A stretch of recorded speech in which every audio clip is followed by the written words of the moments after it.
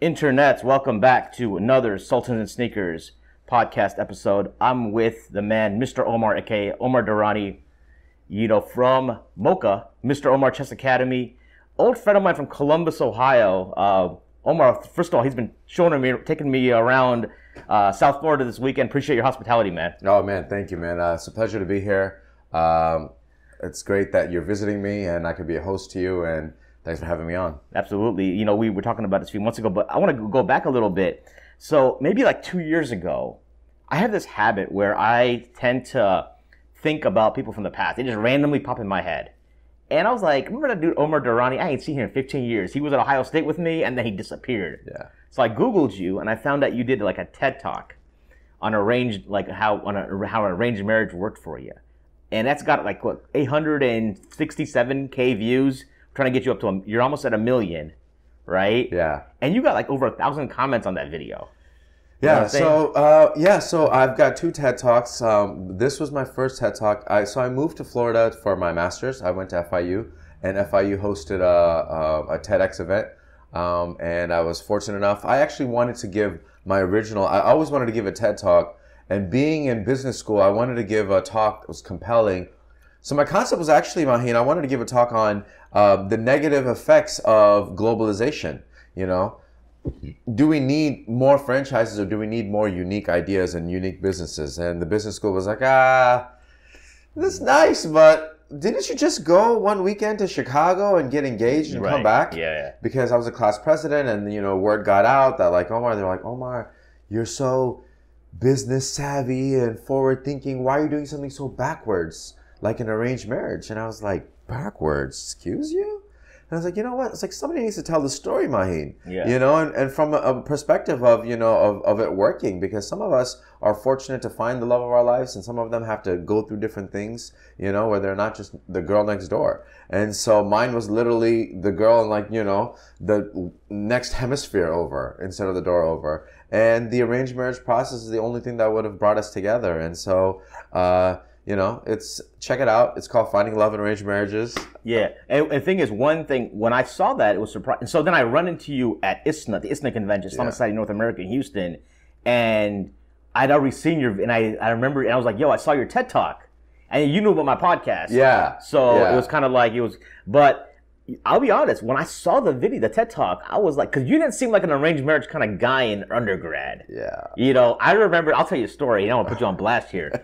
It was like 2004 maybe at Ohio State, and it was Ramadan. It was 04 or 05, and we were in Ramadan, and we were having the iftar, and Omar was here trying to, I overheard him. He was at my table talking about how he's trying to get with some chick. And I had to go tell the president, I'm like, hey man, we got brothers in here who are violating gender rules and MSA, trying to use MSA iftars to get with girls. Orthodox Ohio State MSA. Yeah, we were on it. We had police, we had recon outside, and I was trying to get on the board at the time, right? Yeah. So I was trying to. And the thing is, about a year ago, and some of my friends were like, "Hey man, that's kind of whack." About a year ago, you would have been I originally came to MSA to meet girls. A lot of kids do. You know what I'm saying? They want to find good girls, So where do you find good girls? You go to the organization college. Right. Meetings. You go there, and I was like, that they call it the Marriage Student Association. At Ohio State, I would go to the meetings. First, I was like, to meet girls, and I was like, man, there's nobody meeting girls here, because these brothers are holding it down. They got it on lock. They'll give you the stare. Yeah. Even if you hear talking about it, this dude with a big beard down to his the middle of his chest would be looking at you, giving you the eye, don't even think about it.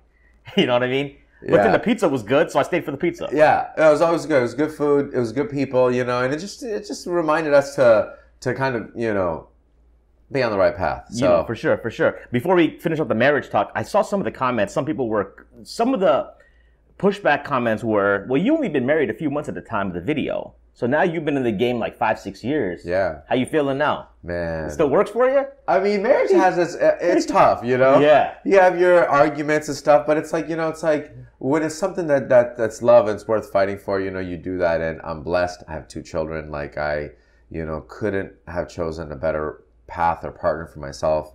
My wife is amazing, my kids. So yeah, man, like I'm blessed. Like, you know, and the thing is that arranged marriage process, you know, and when you guys do check it out, like it was kind of like where I had my grandmother and my mother, and they were like, this is the sole source of our happiness. You know, make me a great grandmother for my grandma and make me a grandmother for my mom, you know, and just, you know, settling down. And the sole source, man, you know, that's a lie because, I mean, I want to say that you would, like, your mom still gets on your case. My mom is tough, man. My mom so, like, really tough. So you should have been like, hey, next time she says anything, you'd be like, hey, I did what you wanted.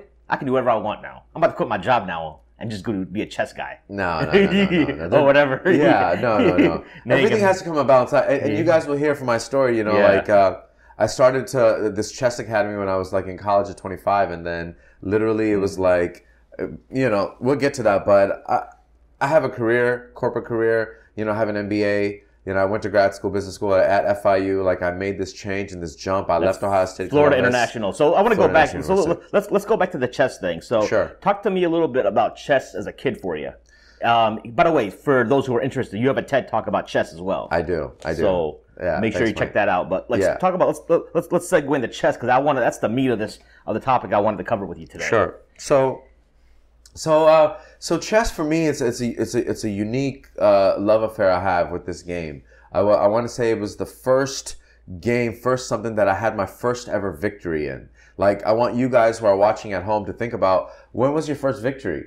You know, was it in a basketball game? You know, was it in a football game? By the way, face me. It's not that kind of thing. It's better to have a side view. Yeah, okay. Yeah, okay. You ain't. This ain't like this dude thinks this is like a movie. No, man. Like he's coming here. This is a video podcast. You're talking to me. You're not talking to the camera.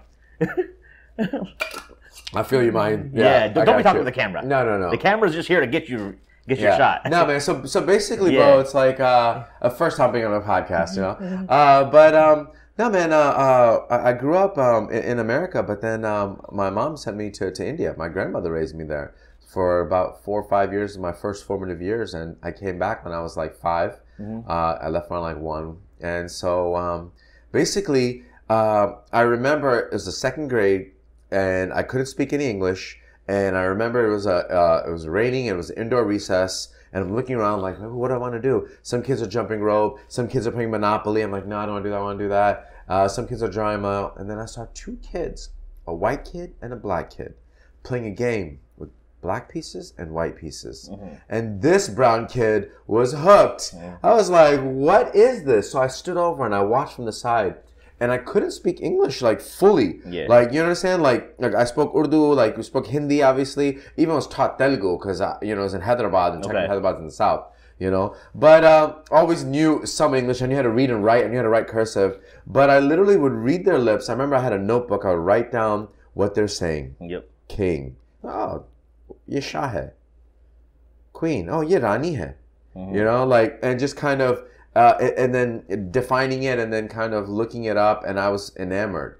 And later on, one of those kids was kind of like a semi-bully. How'd you look it up, like through books? There's no internet back then. Yeah, there's no internet back then. So yeah, Encyclopedia. I like Encyclopedia Britannica. And then mainly, I would watch those kids play time after time. Whenever there was another indoor recess, they would play. And in my mind, I wanted to challenge them, Maheen. You know, in my mind... And that's the thing with the beauty of this game. And as I jump deep into it, this game requires no language. Chess itself is its own language. It's very math. They say math and music are their own languages. Have you heard that before?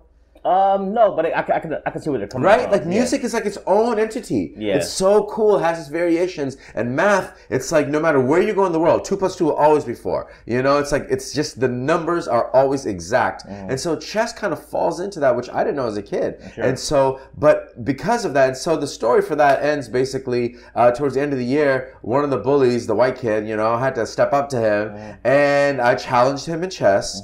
And I remember I beat him, you know. It's checkmate, which comes from shahmot, which comes from shah mot, king, death to the king. You know, and I'm gonna break out the you know, the whole breakdown of the pedagogy of chess and the history and everything. But roughly, checkmate comes from shahmot. And so I remember as a kid I said shahmot, you know, and all the kids like, woo! You know, cheering, and it was like I gained something that like it just has stayed with me forever. Sure. And I think it's very important for kids to know what it's like to feel victory, to work at something. And so that's kind of become some kind of a semi-passion of mine. Cool. Real quick, is my video looking okay? You're perfect, man. Sweet. Yeah. Okay. Man, so like you get into this chess. 'Cause I played chess as a kid too. But there was this perception that like chess is only for nerds. Yeah. And when you're a kid, it's all about the image. You don't want to be classified with the nerds. Yeah. Because then you're automatically going to get picked on. Was that a challenge for you? Yeah, it was. It was a challenge for me a little bit. And you're right. There is that stereotype with this game. But you're a little taller as a South Asian guy too. Yeah. I don't know if you were a bigger kid back as a kid or were you small? Well, I hit my growth spurt in high school. Okay. But as a kid, I remember being a kid, playing and just being a scrawny little kid. And then in high school, I'm a bigger kid. Yeah.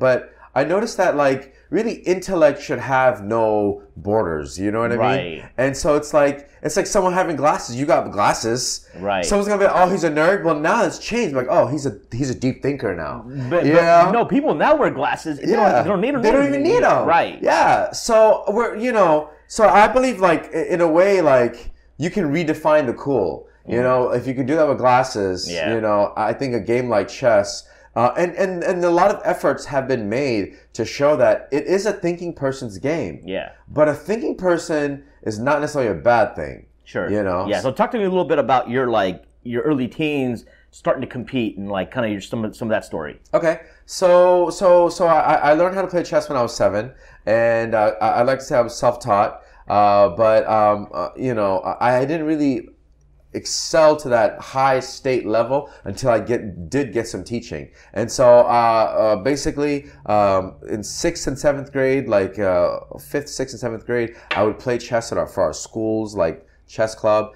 I remember we would always oftentimes we would get lunch and we would go at the home ec room and play chess and just train. And so basically it all led to my, I played in different small local mini tournaments the school held, always did pretty well, kind of one of the leaders of my team. But then in 8th grade, when I was 13 years old, it was a state tournament, Maheen, okay? It was not Ohio State Buckeyes, but the Ohio, State of Ohio chess championships. Sure. And I represented my school, Yorktown, which is not really, it's like semi-inner city Columbus. We grew up like East side of Columbus. Yeah. Not that bad. Then transitioned to the suburbs later, graduated, if you will. Right. But I went to Johnson Park in Yorktown, which were like two schools that were kind of, Johnson Park, that was in Columbus Public Schools. Yeah, Columbus Public Schools, CPS, Yeah. I learned, I really became a good chess player from the public school system. Yeah, honestly. I went to Franklin Alternative. Okay. And then, but they closed down. I don't know if I think Johnson, a lot of these old Columbus public schools ended up shutting down. Yeah, I think Johnson Park, I know Yorktown, the building itself is still there. That's closer to Reynoldsburg. Yorktown was CPS? Yeah. Oh, yeah? Okay. Yeah, it was more on the outskirts, but like close to the suburbs. And then Johnson Park definitely was. Okay. And I saw Johnson Park there last time. Ironically enough, like it's like the difference of like a street. Across the street later, I ended up transferring from St. Charles, which I played on there. It was an all-boys Catholic school. My mom practically forced me to go there. My cousins went there. But I was on the chess team there, like leading the way. Yeah. The only brown kid, at all Catholic school. And the only brown Muslim kid. And realizing that, there's a deep Islamic and Indian history to this game, which we'll talk about that later, sure. Which I find out later in my play. So that year, to tie it back together, Maheen, state championships, I'm the captain of the Yorktown chess team. I ended up playing one of my buddies from Johnson Park, which is a school that I went to 6th and 7th grade. I ended up getting a tie with him. I ended up beating one of my best friend who was on my team, he was like right below me, Nick Martin. Nick, if you're hearing this, reach out to me, man. I had to beat him. And I went 4-1-1. It was 6 tournaments, 6 games, 2-day tournament, Saturday, Sunday. And I was playing for the number 1 seed, actually, Maheen. Okay. I had a tie going into, so I was undefeated 4-0-1. And I'm playing Sergio. Not Sergio Garcia. He's a golfer. Yeah. But a different kid named Sergio, and I don't know his last name. If he's also watching, reach out to me. Yeah. I want a rematch. It started in a room, imagine, Maheen, with like 300 kids. and it just dwindled down. Everyone's in his own table. Everyone's in their own tables, his own chess set. Yeah. You know, and how it is the first match when you play Maheen, there's no clock. Okay. You just play. But after an hour goes by, and if neither side has reached a checkmate, then the referee comes in and brings the clock in. Mm-hmm. When they bring the clock in, there's the exact amount of time, and you got to play to that time. So at 30, it's what's the timer? Yeah. So we played 1 hour. Yeah. Automatically first with no outcome. Then they brought out the clock, and then the clock was 15 minutes each side.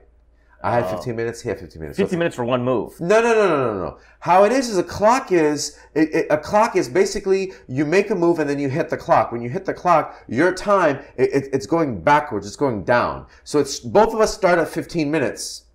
Then when the referee comes and then after the hour's done, then who's ever so if it's let's say it's Sergio's move, then they bring out the clock. I hit the clock, meaning I hit my side. So now his side is up. So now his side's ticking from 15, 1459, 1458, 1457. But it's not digital, it's analog. Sure. You know? Yeah. And then he makes his move. He makes his move on the chessboard, and then he hits the clock. When he hits the clock, then my time starts going down, 1459. So just like that, and that's how tournaments are held across the world now. And if your time actually runs out, you lose? So if there's no checkmate achieved, and your time runs out, then you lose, yes. Okay, gotcha. It'll say your flag falls, essentially. So it's like when you see in like Searching for Bobby Fischer in the movie, they're playing in Central Park in New York, and they're doing that. That's how, but they use that from the get-go. That's like, you know. Yeah, so as the tournaments evolve for kids and everyone, like for kids still now, it's always a first hour, no clock, then you start with the clock. You know, then they'll throw the clock in. But certain tournaments are clock only. For the professionals, of course, it's clock only. You know what I mean? Like it's from the beginning to end. When you get to the final with Sergio, though, was that timed? Yeah, it was timed. So but the time was after the hour, though. After the hour. They brought it after the hour. Okay. They brought it after the hour, and then it was a classic match, 15 minutes each. Yep. And it came down, literally down to like 2 minutes apiece. And I ended up going down by a pawn. It came down, he had a 1-pawn lead. You know, 1 pawn. Yeah. In chess, it's amazing. Just having a 1-piece, 1-pawn lead can lead to a victory because if a pawn marches to the other side of the board, meaning your opponent's board, you can exchange it out. You can exchange it out for any piece. And the strongest piece of the board, which is a queen, is what you're going to choose. And a queen and king becomes an easy checkmate. Can you have 2 queens? You can have, actually, it's funny. Yeah. Guess how many up to queens you can have, Maheen? Well, think of 10. No, 11 queens. No. Come on, that's not rational. There's only 8 squares across. 8. So 9. No, but you can't have 9. Why? Because like all 8 pawns. No. It's really crazy. There's some nuances of the game of chess that still stem from its early Islamic push and passing of the game. Okay. And I'll get to the history later. But the answer is 4. Okay. You're allowed maximum of 4. For 4 wives? 4. I didn't say it. So, but the chess rules are you're allowed 4 queens, up to 4. You can't have more than 4. and no one knows why. And I'm like, I think I know why. So like, I want to let all the people playing chess. If you play chess, you promote polygamy, and we appreciate that. Polygyny, yes, we appreciate that. I'm not going to go so far to say that, but. I would. I'll take the hit for that. Yeah, but chess is a thing where it's uniquely you're allowed up to 4 queens, no more. Okay. You know, but for my students when I teach my kids, I tell them no more than 2. No, I'm just kidding. All you need is 1, really. Yeah. You know, 1 queen. 1 queen, you know. Yeah, 1 queen. But in chess is used. So you're saying he had a 1-pawn advantage over you? He checkmated you, you ran out of time? He checkmated me. Yeah. Okay. Thanks for bringing up an old wound. But it's really pushed me, I think, with chess. I played this kid. So a couple weeks. I hadn't played chess. On New Year's Eve, we went to go visit some friends. Yeah. By the way, for those listening, they already had COVID. My wife's vaccinated. My wife's vaccinated too. You know, so just FYI, just before you all throw shade, we're seeing people. We went to see this one family that was part of our circle. We don't have a big circle, but we go out there and. You know, I'm hearing his son, my buddy's son, he's 9 years old, and he's pretty good at chess because he's beating my friend. So you know what? I'm like, I'm gonna play him. So I played him 2 games. Second game, I checkmated him with a pawn. Oh wow! I checkmated them both times. With just a pawn and a king? No. Oh, so you because he had moved his king out a little bit, and the king naturally just got surrounded, and then I checked him with the pawn, with the diagonal move, and then he couldn't take the pawn because I had a queen sitting there on the other side, so his king was here. I had my pawn here, so pawn was here. Boom, boom. That's a queen, right? No, but here's the queen. That's a queen? queen. That's a queen? Okay. That's a queen. There you go. So here, I had it like that. Okay. So it's basically like I had this, and so but there was a bunch of other pieces that he couldn't move anywhere. He couldn't move around and he had nowhere to go. Right. Yeah. So the pawn checkmated him, essentially. Yeah, right, exactly. Because it put him in check. Sure. Yeah. So, but he was like, and so I finish it up, and I go to his mom, and I'm like, hey, he's not that good. And I was like, and my wife was like, mine, he's 9 years old. And I'm like, hey, so some 9-year-olds. Some of my 9-year students have challenged and beaten teenagers and they'll be adults. Right. So I'm like, whatever. You know what I'm saying? If you were a prodigy, you were a prodigy. Yeah. You know what I'm saying? Yeah. Like that kid in Searching for Bobby Fischer, he was like 7. Oh yeah. That guy is amazing. Yeah. Oh my God, what's his name? It's named after a real person. Waitskin.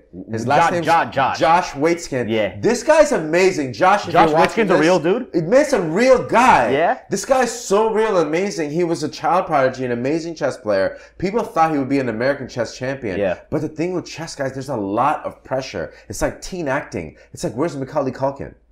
Home Alone. He was on Joe Rogan's show not too long ago. But Macaulay Culkin, he never became that big adult actor right. that people projected him to be as a child, as a prodigy actor. Mm-hmm. So Josh Waitskin, man, he's got this book that's amazing, The Art of Learning. It's one of the most recent books that I've read. That I love that book, mm-hmm. and I use it to really teach and go over. But the premise of that book, with Josh Waitskin's book, is yes, they made the movie, and yes, he was a child prodigy, but there's so much pressure with chess and so much practicing to become a grandmaster. You have to have like a 2200 rating. It's like higher. It's like. Can you explain how the rating system works? Yeah. So basically, to be a grandmaster, you have to have like a 2200, right? Okay. So roughly, like less than 1% of the world's population is a grandmaster. Less than. Grandmasters, to become a grandmaster is you also have to play people of the highest caliber in rated tournaments with the clock from the beginning to end. Like we're talking highest level. And so to get to 2200, it's like roughly you can say if someone starts, they want to get a rating and they know how to get a basic checkmate, they're maybe at like a 300-400 rating. And do you get like points for every victory? Yeah. It accumulates. Yeah, it accumulates. Right? And if you lose, you lose points? Yes. Okay. If you lose, then your rating goes down. And the points are the numerical value, but it's essentially your rating. Like your rating is going up, your rating is going down. And then as you play more challenging opponents, yes, the higher rated, and then there's a law of averages, right? The mean median. Right. So if you're playing someone with the 1800, you beat them, and you're a 1000. Yeah. Halfway now, you just gained up 400 points maybe from that. Right. You know what I mean? For me, it's like you talked about in your TED Talk about how like chess, there's so many possibilities of moves in chess. Can you elaborate on that a little bit? So like there are more variations. Like it's the law of numbers. Like I said about math having its own language. Yeah. It's like it's like imagining squaring something to the 64th degree. Yeah. There's 64 squares in the chessboard. Right. It goes 8 by 8, and each piece has a lot of varying moves. I read something and I ended up talking about some in my TED Talk. Is that there are more variation on the chessboard than follicles of hair. On the human head or on the human body. Right. And imagine of how many millions and billions of follicles of hairs we have.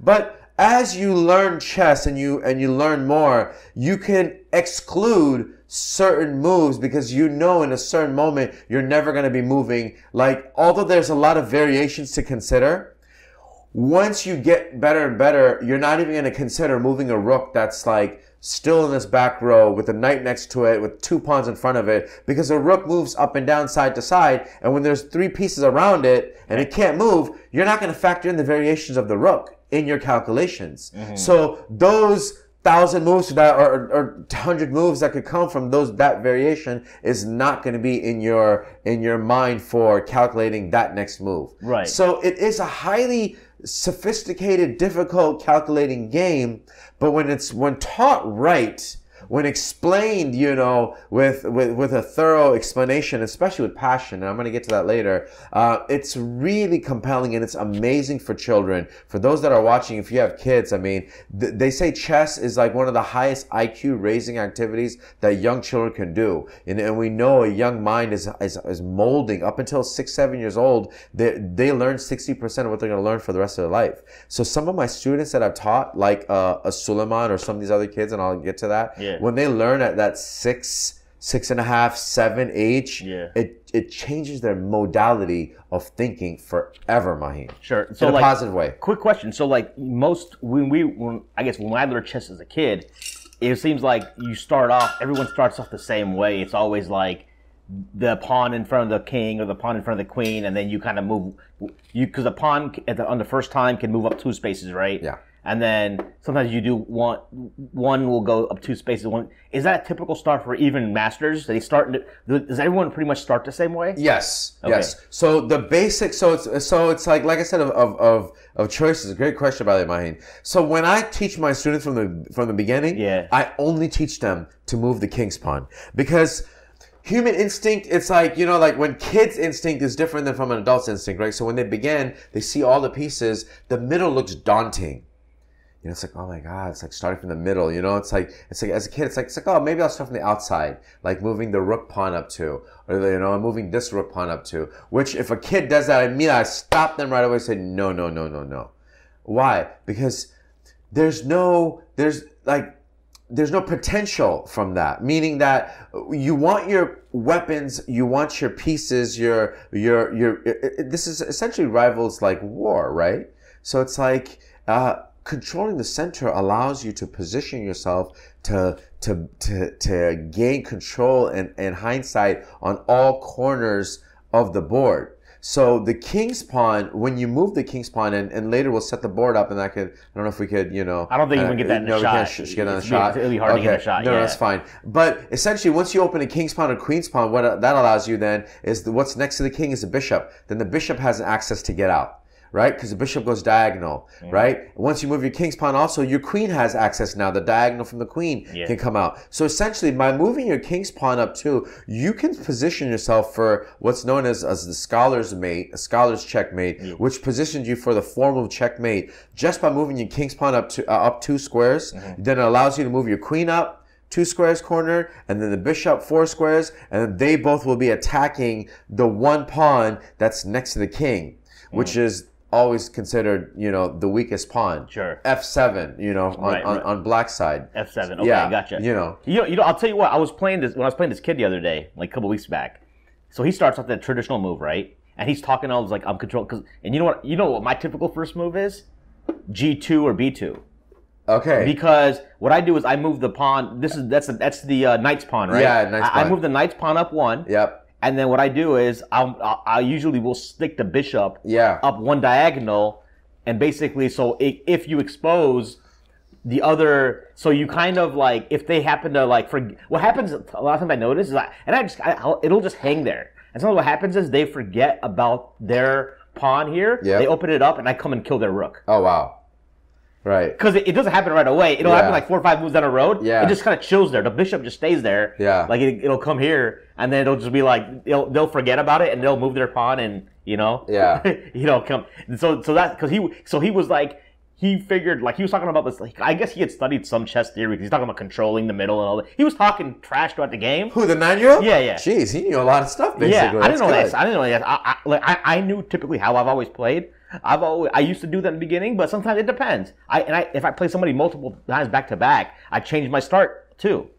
I don't always. Sometimes I'll go knight out, right? Okay. Sometimes I'll start and I'll just have the knight. Hey, like what I do is I just have these pieces and I kind of like sit them there, and then I like worry about something else, and I just got to check on them to make sure that they're not going to take it. You know what I'm saying?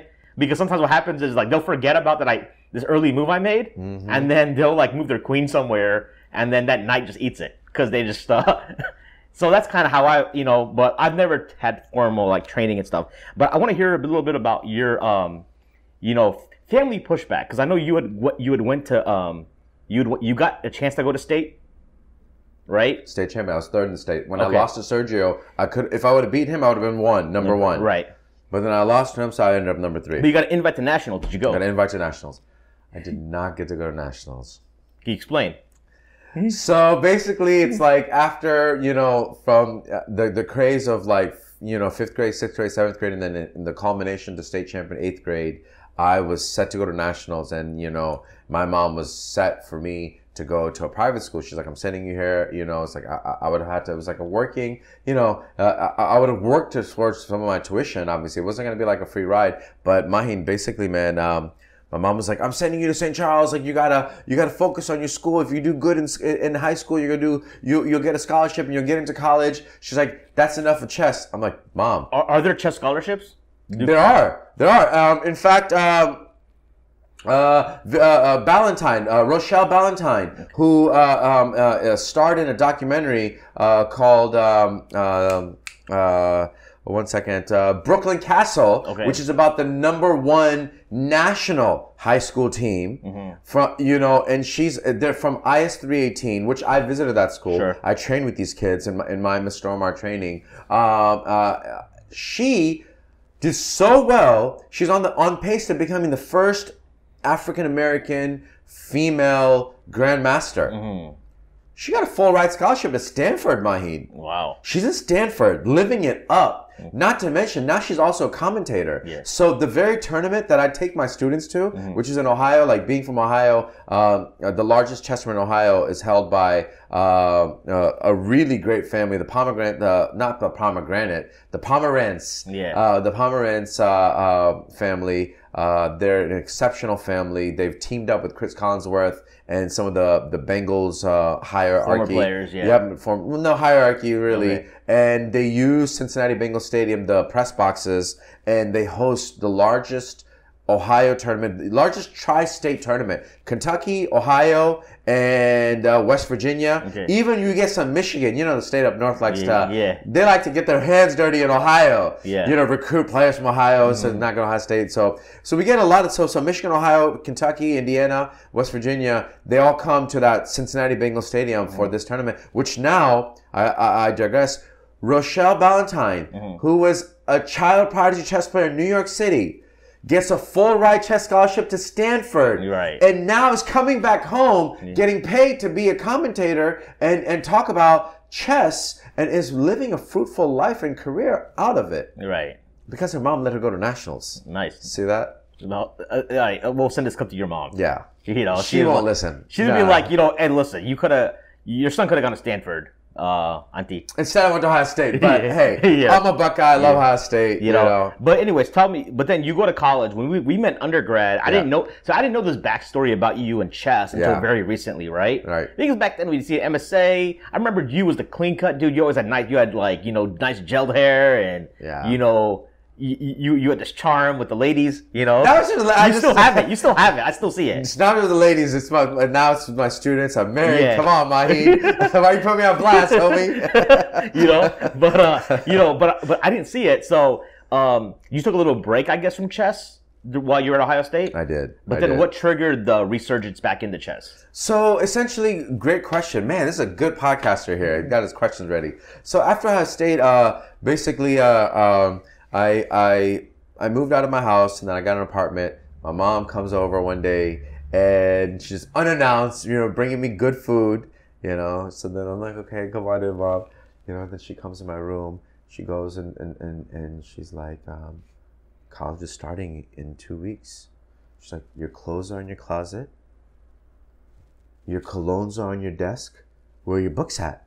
I'm like, Mom, I'm waiting for the professors to send the syllabus. You know, you remember how it was, Maheen. You don't get it. Yeah, 2 weeks in advance. You don't get it 2 weeks in advance. I'm like, Mom, I'm waiting for the syllabus. The syllabus will come, you know, on the first day of class. Usually they email it. Emails are kind of, you know, new for us that time. You know, but they usually give us a hard copy. They'll tell us what books. And I remember I would go to the bookstore. Right. You know, go to the, you know, on High Street, all the Lane Avenue, the bookstores. This is before the rise of Amazon and buying books online. Right. You know, so. The old Long's bookstore in Columbus. Yeah, Long's bookstore on High Street. Exactly. Yeah. I'm like, Mom, they haven't sent it yet. We got 2 weeks till school starts. She's like, okay. She's like, you left my house in Columbus to go to Ohio State here to have clothes and colognes ready? And she grabs a cologne bottle. It was Dolce & Gabbana. And she throws it against the wall. Now it's Dolce & Gabbana now, you know? It just shatters in my room. I'm like, Mom, what are you doing? And your room smells like good cologne. Yeah. Oh, yeah. My room smells phenomenal. Like, straight up, like, light blue Dolce. Oh, man. I think whoever is in that room now, they're like, man, I love this Dolce room. 15 years later. Yeah, 15 years later, you know? University Village, Stinchcombe, Ohio State. Check it out. But, no, so then she like pulls out scissors, goes and cuts my Express pants. I had a summer job at Express. She's like, college is not to dress well until she's like, you know, and she's always had this hard Nike. Like, she loves education, Maheen. You know, like our parents from India, they walked miles and miles for the education. Right. They did. So it's like here we are, you know, and then right in the matter, I was like, all right, bye Ohio State. I love the Buckeyes, but I think I love my life a little bit more. And I ended up leaving. I transferred to Wright State. How did she feel about you leaving? She did not want me to go. Because she knew that she wasn't going to be able to show up. Your mistake was giving her your dress. No, but I couldn't not. You know, it's like, she's like, because like she was pushing back. She wouldn't let me go. I remember I had to have a standoff. Like, you know, because it was like, I was going to the school next door. And you were like, why don't you just commute? That's what I did. Yeah, and I commuted. In fact, did you know, Maheen, that when you met me at Ohio State, I started CSO, the Commuter Students Organization. Okay. I was a vice president of that organization, you know, and I started that being a commuter, but I was just like... Yeah, but the problem is when you're a commuter, it's hard to get with the ladies. You know, No. You need your own spot. No, it's not that, Maheen. Just activities, going out, playing basketball late if I wanted to like hang out. College girls. Study, you know, exams. Play chess. College girls. Anyways, so maybe for you. That's why it was good. I was a commuter. Yeah. So, I was trying to use MSA as my outlet because, you know, I was the president, so I was like, all right, Presidente. It's the only way you could talk to girls at Ohio State MSA if you're on the board, right? You know what I'm saying? Without getting checked. Yeah. But like by the movie police, no check, no pun intended. Yeah, no pun intended. But so then you're going to Wright State. Yeah. And tell me about like how that drove you back into the chess game. Yeah, man. So basically, I would commute from Columbus. I chose Wright State. It was down to Wright State or UC. And then I was like, you know what, Wright State's the school next door. It's like even closer. You know, it's an hour away. And so I would commute to Wright State, and I would go like for a few weeks at a time, or like a month. And my mom, bless her heart, she's amazing, man. She'd always make this really good biryani, halim, and all this food, pack it up, and I'd have it for weeks on end. One, to save money, but then two, to, you know, eat home-cooked food. So, you know, and so I would do that. And so then I would drive. So I would drive back home, you know, every couple months. And so I would take different routes, you know. Sometimes I would take like 75, but the 75 is more like boxy, you know. Yep. And then later, boxy meaning like I'd have to pass a little bit, you know, going towards Dayton and then kind of turn. And then another route to Wright State, right, because Wright State is near the Air Force Base in Fairborn, was to take 70 and then from 70 to take 68. Which is like Yellow Springs, Xenia, you know, and then kind of going that back roads. And then so I started doing that. And then later, you know, in the news, you know, our favorite comedian, which we'll get to him later, you know, his news, like he's in Yellow Springs, like, I'm like, oh my God, I'm like, I drive through this town, like, you know. And so one day I pick up the Yellow Springs news. Pick up the newspaper. What's the road through Yellow Springs? There's no interstate through Yellow Springs. They call it 68. They call it Route 68. It's like Broad Street being 16 in Columbus. It's like a state route. Yeah, they call it state route. It's just it's like one major road and it goes through the town. Okay. You know what I mean? And like literally you take it and then 68 will kind of essentially will allow you to get on 70, and then from 70 you just take it, you know, east going towards Columbus. Sure. You know. And so one time I was driving through the town. I picked up a paper, saw, and you know, as a student, I was commuting. You know, they're looking for after-school enrichment instructors. And I was like, that's cool. And then they're going to pay, obviously. And at that time, I was like, you know what? I was like, if I were to do anything, I would teach a chess class. And so I pitched it to the school. They were like, do you have experience? I'm like, yeah, I'm a former state champion, you know, like, I love this game.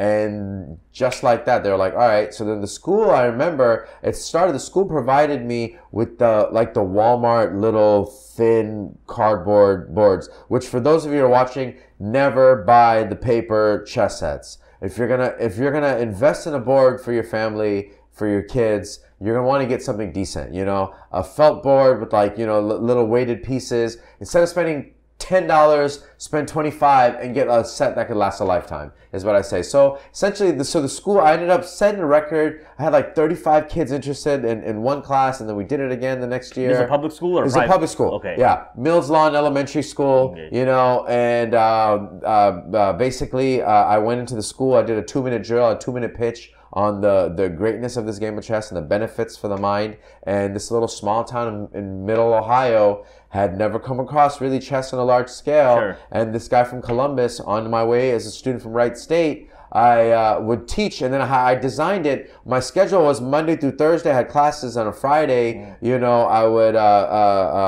you know, do what I need to do, go to prayer, whatever, and then I would then go to Yellow Springs, go to Mills Lawn, teach my chess class, hour and a half, get a bite to eat, then drive on my way to Columbus, and I'm there in an hour and a half. Okay. You know, and I did that for a whole year, Maheen. Nice. Then I ended up attracting the students of someone really awesome, incredible, who and a lot of the parents were like, Omar, why don't you just start your own the word academy I had to really work on to come up with, but they're like, start your own chess school. I was like, man, I can't start a school. They're like, just do it your own way, the way you're doing it. Instead of paying the school, do it separately. We'll pay you directly. And I was like, really? You guys would do that? They're like, yeah. Wow. So it started from those 35 students. Immediately, I had clientele. So then I went to the lab. I collaborated with some of my really good friends, you know, Cole Ron Chambers, you know, Antero, who was my first graphic design artist from Finland. Dude's phenomenal. He came up with a great graphic concept for me. And then one of my really good friends, Hamza and Chris, that we came up with Mocha, Mr. Omar's Chess Academy. Yeah. And that was born. Yeah. And then from that, I went to Yellow Springs. And what year was this? 2010? Yeah, roughly. Okay. Yep. And then I started the academy, and then I started teaching. And what worked out really well was in that town, being in a small town, everybody like knew each other and worked together. And so, for example, I had this really half Japanese student who was really, really phenomenally intelligent named Zenya, who was my student. He was my first student from the private school. First it was Zenya, then it was Suleiman. Well, Zenya's dad, Kurt Miyazaki, owned the local coffee, like a coffee shop / restaurant, like a big, like a diner cafe where there's probably like 30 tables and a lot of seating. And when Zenya was my student, and then after that first academic year ended, they were like, I went to Kurt, I was like, Kurt, what if I use your space? Yeah. You know, I was like, listen, I won't charge to pay Zenya. I was like, let me use the coffee shop. And I mean, that was such a blessing, because now I had a brick and mortar building. I had a window side, beautiful cafe. And ironically, it was called the Underdog Cafe. And so here came this underdog teacher teaching these underdog kids from the village of Yellow Springs in the Underdog Cafe. And these underdogs did something special. And year after year, like I would do winter camp, summer camp, spring break chess camp. Right. Like, and then later that I gained momentum, and I ended up teaching at the private school in Yellow Springs known as the Antioch School. Okay. And this is where I kind of reached like a climactic teaching moment. Is Antioch a university?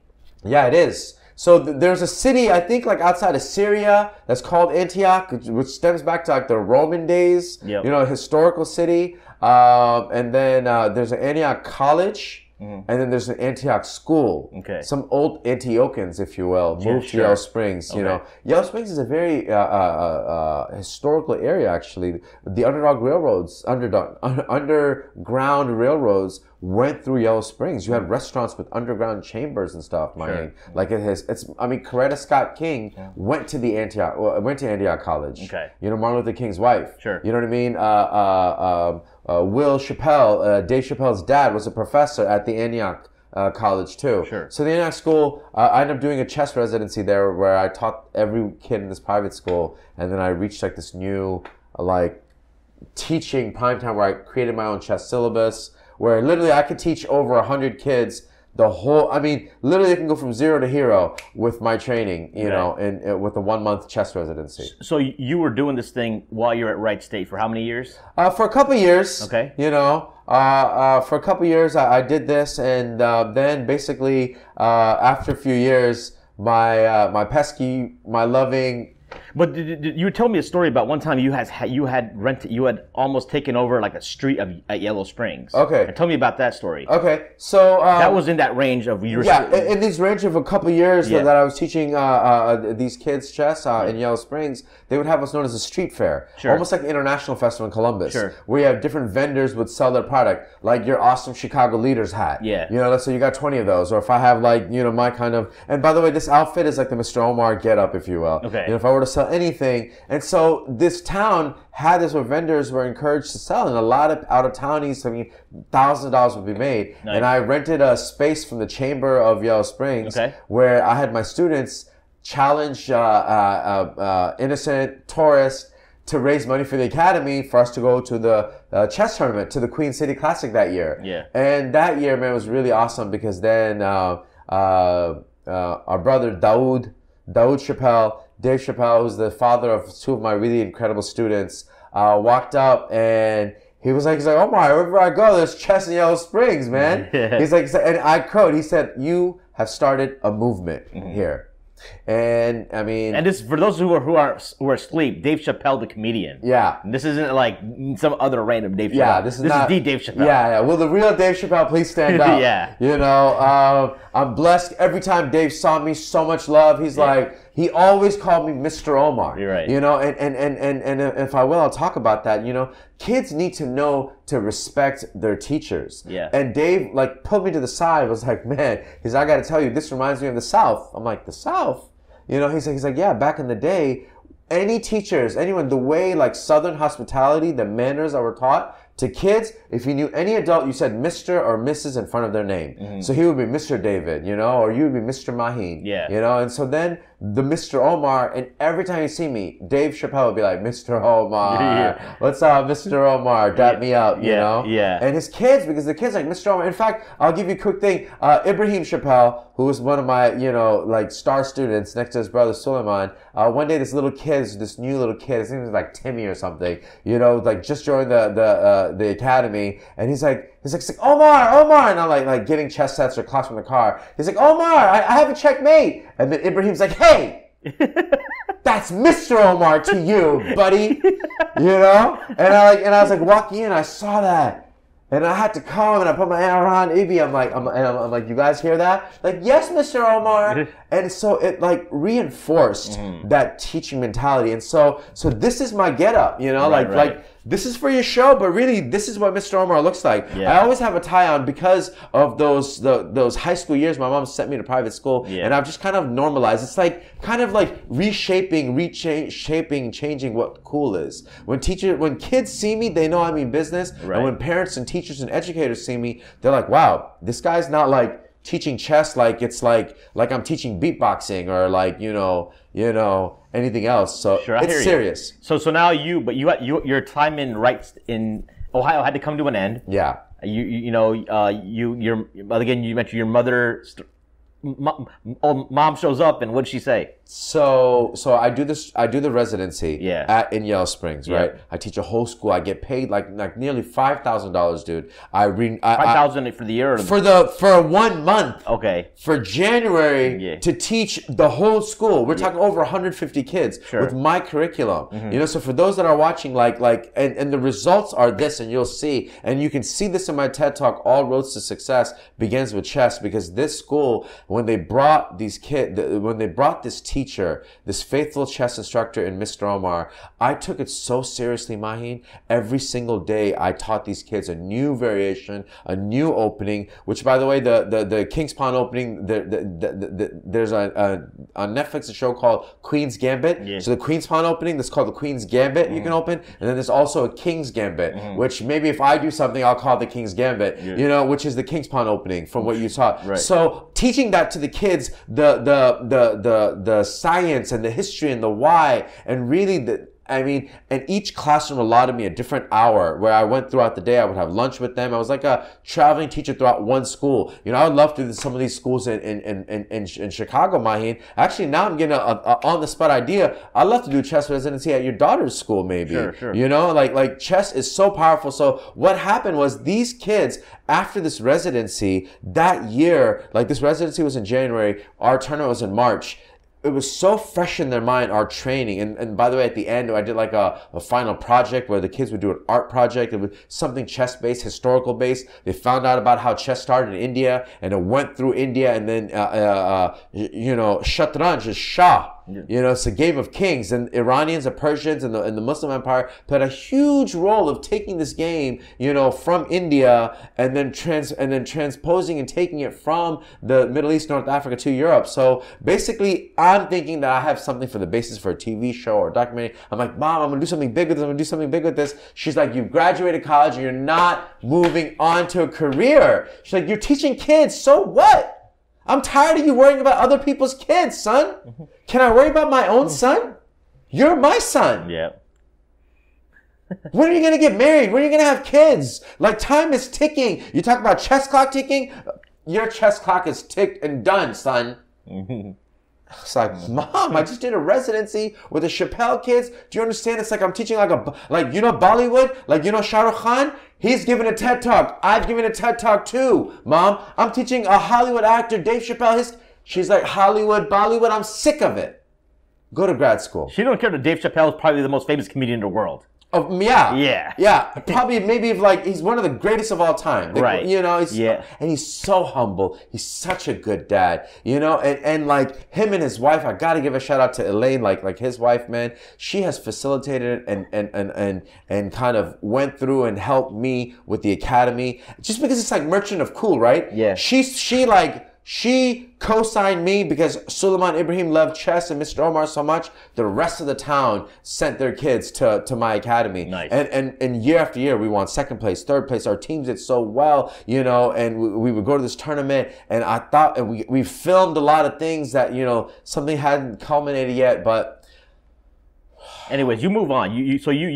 My mom wins. My mom checkmates me. Yeah. I ended up moving to Florida. Right. I started like a corporate IT career. You know, from like I shift from like mortgages and like what I did previously in my professional, and I get into grad school at FIU. You know, that's where like I do my master's. And then I finish my MBA. And then you get a phone call. I'm fast forwarding. Yeah. I want to get to the story, but like you're at work and you get a phone call from.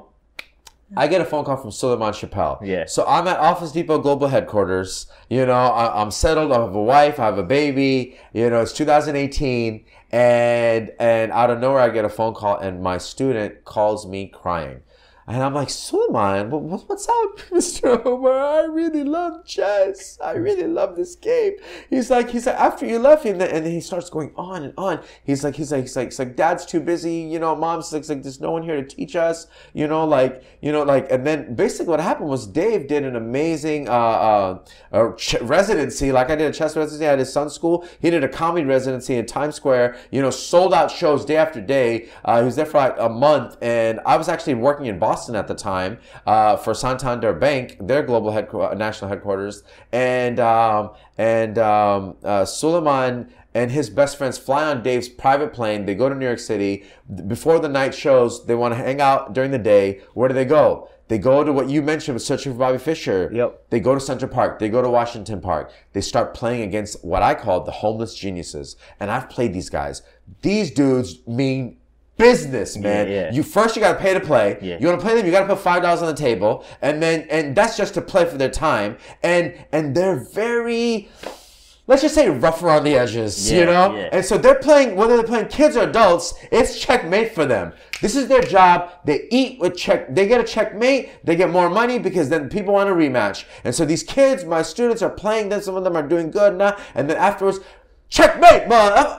Like, come on, get out of here with this weak Right, you know, and they're yelling at these kids, and then so Suleiman, when he's calling me, fast forward, he's calling me, he's like, Mr. Omar, he's like, no one's playing chess the way you taught us. I'm like, what do you mean, Suleiman? I taught you guys the rules. You guys know how to get a checkmate. Like, no, Mr. Omar, you don't understand. Now they're knocking down the pieces. now they're saying, like, you suck, Sule, you know, and my own little brother's saying, you're a loser. He's like, I won. No, so you're still a loser, you know, and Mr. Omar, they're doing these things they learn from me. Fuck you, motherfucker. You know, and Sulei's telling him, I'm like, calm down, Suleiman, calm down. Mr. Omar, will you come back, please? Will you come back and take us to the Queen City Classic? You told us you always wanted to win first place. Please come back and take us, Mr. Omar. He said, didn't you get the email for the Queen City Classic? I was like, yeah, actually I did. I still got the emails, Maheen. You know, I'm in grad school, business school. like I'm getting emails like, oh, on this day we're at the tournament. By the way, after I left, the town of Yellow Springs hired an international chess master. It's not like that chess movement that I started is still a movement today, 10 years later, guys. From the seeds that I sowed. That's why you know, plant trees, guys. But aside from physical trees, plant trees and seeds of knowledge through chess in your child and other kids' communities, man. And Mocha is the way to do it. And so what happened? And so Suleiman tells me, he's like, the tournament, we have to go. I asked my wife, because now I'm married. I'm like, honey, can we make this? We look at the calendar. It was my wife's last weekend of her maternity leaves.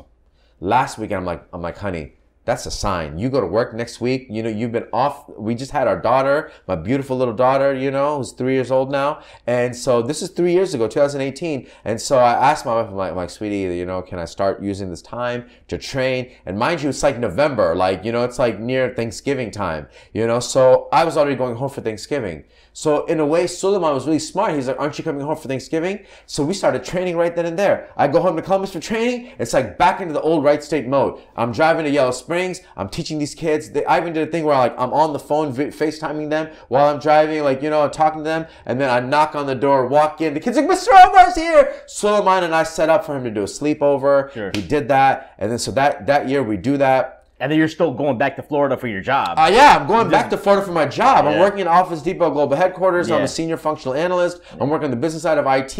You know, like I'm holding things down, you know. I had just graduated with my MBA a few years ago. And like I told her, I'm like, Mom, you told me to stop chess till I got married and I had a career. And I have a career now. I'm married. I've made your grandmother. And, you know, and I talk about that in my TED talk. I'm like, you gotta let me go teach these kids, you know. And so I'm like, you know, I'm like, they're not done with chess. I'm like, we still have our opportunity, what we need to do. And so we go. In 2018, we go. And 2018, and mind you, some of the tournaments and teachers are grandmasters, they're international masters, they're parents, coaches of kids and teams. And then that year in 2018, I had the #1 chess team in the tri-state area. This is first place, as you can see, first place team at the Queen City Classic. That was 2018. And then I do that. Then I finish the tournament. I remember flying through the airplane, holding this, you know, like in my plane, like it's sitting next to me. And I'm telling my mom, like, look, you know, and God wasn't done with me with that, because after 2018, we go back. I'm going to work still. 2019, I'm Skyping lessons, talking to my students. And then in 2019, we had the first place chess team in the tri-state area, #1 here. This is 2019 at the Queen City Classic. And so, you know, so I had back-to-back #1 high school chess state teams in the state of Ohio. And so this Mr. Omar's Chess Academy was started as a passion, Maheen. It's become more of a calling now. Right. You know, and like now Sultana Chappelle now is not only like my star student, now he teaches chess on the side. Sure. You know, I've been blessed to teach over 1,000 kids. I taught, like, you know, out of like a Kumon, out of a math and reading center here in Florida as supplemental income on the weekends. I have amazing students students here in Florida. And just like you travel for podcasts across the country, I would love to travel and do these amazing chess residencies. I could do it at community center schools across the country. Yeah. I have everything. Let's make it happen. The idea of like, we're about to go to lunch. We'll talk a little bit about like how you can do something in my kid's school. Come to Chicago or something. Yeah. And what's this you got in front of you? Yeah. So I have some amazing chess sets, you know, like I encourage you guys, you know, to get chess sets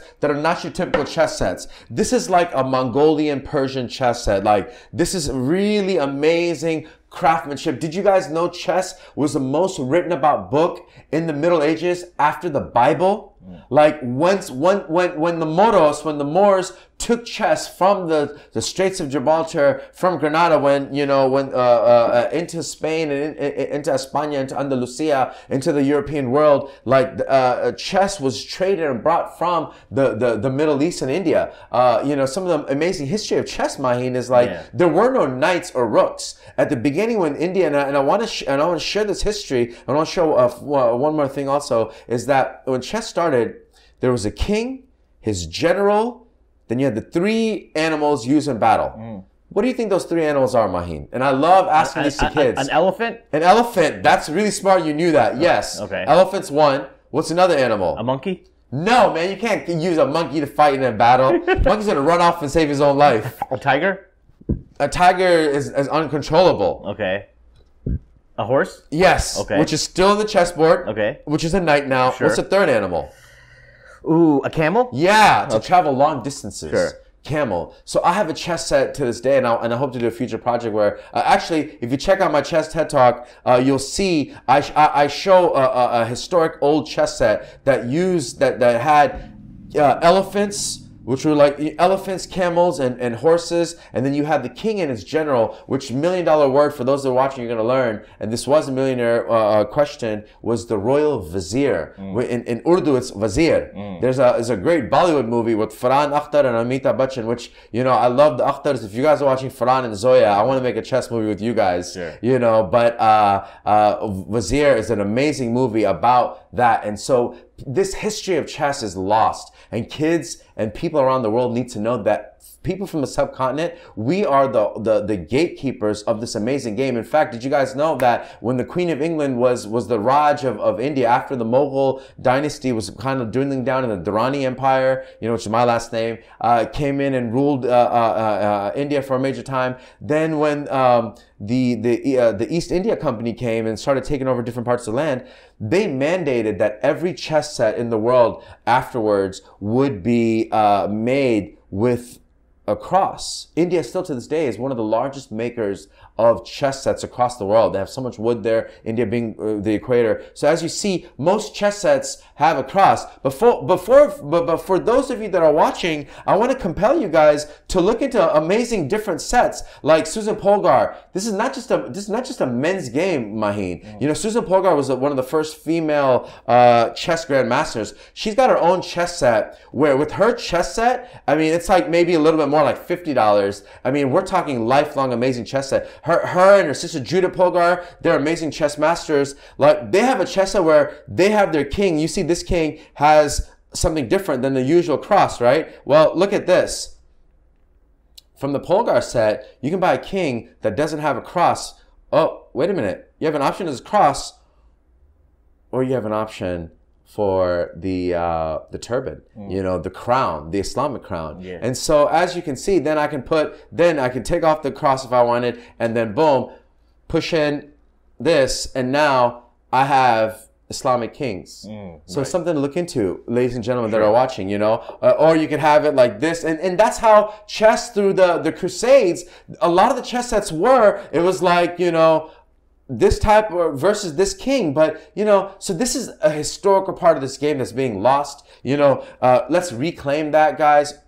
Get unique chess sets. You know, this game is known to build the IQ of children, Maheen. Yeah. Like, and my students who I taught, who knew nothing of chess, are now state champions. They're passing it on in this beautiful game. They teach their siblings and cousins. So it's each one, teach one. And that's what we got to do, Maheen. Sounds good. How can people reach out to you if they're interested in learning more?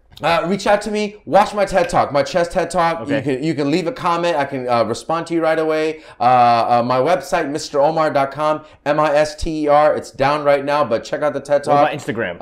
Instagram, Mr. Omar. You need to step your Instagram. I need to step up my Instagram game. It's Mr. Omar straight through. MISTER. I mean, Mr. Omar 11. And Mr. Omar. Okay. Yeah, and I'll link to the show notes. But definitely link my chess TED Talk to this. I will for sure. Yeah, for sure. That's the main way people can watch and reach out to me, comment on that. Okay. That one I just did last year. All roads to success begins with chess, and I truly believe that. Maheen, you're awesome. Thank you for this. Chess is awesome, guys. Yeah. I can't wait to teach your daughter so she can start kicking your butt. Yeah. By 9 years old, your daughter's going to be beating you. Then you can take her to other parties and really brag about your 9-year-old. And then the other people are going to be like, man, your 9-year-old is way better than my 9-year-old. Guaranteed, Maheen. Sounds good, man. Appreciate you coming through. Appreciate you coming through, man. All right. For our listeners out there, if you have any questions or comments, you can email me at info@sultansandsneakers.com. Follow me on Instagram, Facebook, and Twitter. And until next time, internets, we are out. Maheen the podcaster, thank you. Mr. Omar, sign out. Peace.